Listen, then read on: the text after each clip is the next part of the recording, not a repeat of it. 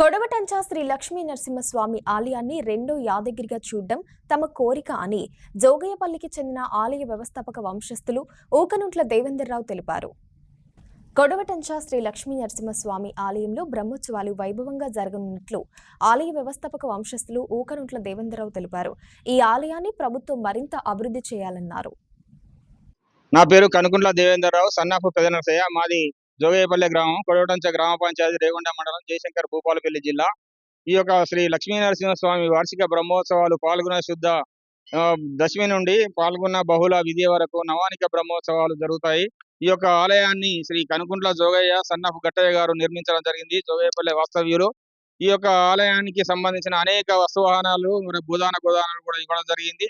తర్వాత విశేషమైన ఉత్సవాలకు కూడా స్వామివారి కైంకర్యకు ఆరాధన కోసం కూడా కొన్ని మాన్యాలు కూడా ఇవ్వడం జరిగింది. ఇక్కడ పనిచేసే పరిచారకులకు, దేవదాసులకు కానీ, నాయి బ్రాహ్మణులకు కానీ, రజకులకు కానీ, పద్మశాలీలకు కానీ, అర్చకులకు కానీ భూదానాలు ఇవ్వడం జరిగింది. అట్లాగే కంసాలి వాళ్ళకు కూడా ఇవ్వడం జరిగింది, పుస్తమట్టలు చేసుకోవడం.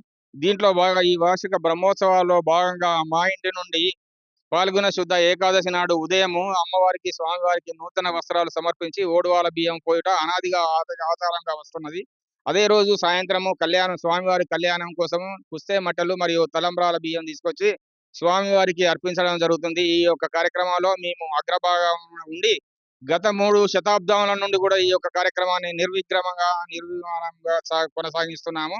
అలాగే జాతర రోజు రేపు అనగా శుక్రవారం సాయంత్రం రేపు ఈ రథోత్సవం జరిగిన తర్వాత మా ఇంటికి ఆలయం నుండి గరుడ వాహన సేవ, పల్లకి, స్వామివారి యొక్క పాదరక్షలు కూడా జోగయ్యపల్లె గ్రామానికి వచ్చిన తర్వాత మేము తయారు చేసినటువంటి ఒక గజ వాహనంతోని మళ్ళీ శనివారం నాడు ఉదయం ఆలయానికి గరుడ వాహనము, పల్లకి, పాదరక్షలు, గజ వాహనంతోని వచ్చి స్వామివారికి మళ్ళీ అమ్మవారిని తొట్టెలో కూర్చునబెట్టి వేయించేయించి ఆ తర్వాత హోలీ చేసి ఆ తర్వాత నివేదన కూడా చేసి ఊయలలో కూర్చొనబెట్టి ఊపిన తర్వాత స్వామివారిని, అమ్మవారిని వాహనాలపై మేము తీసుకొచ్చిన గజవాహనంపై స్వామివారిని, లింగాల నుండి వచ్చే గజవాహనంపై అమ్మవారిని కూర్చుండబెట్టి ఊరేగింపు ఉత్సవం, భరత్ శోభాయాత్ర అంగరంగ వైభవంగా కనులు మిరుమిట్లు గొలుపు కాంతులతోని మాడబీధిలో స్వామివారి అనేక మంది భక్తులకు దర్శనమిస్తారు. ఈ యొక్క నాగబెల్లి నాడు కూడా మేము ఈ కార్యక్రమంలో పాల్గొంటాము. ఇవి అనాదిగా వస్తున్నటువంటి కార్యక్రమాలు. ఇప్పటికి కూడా ఎన్ని ఒడిదుడుకులు, కష్టాలు వచ్చినప్పటికి కూడా ఈ ఆచార సాంప్రదాయాల్ని నిర్విరామంగా కొనసాగిస్తున్నాం.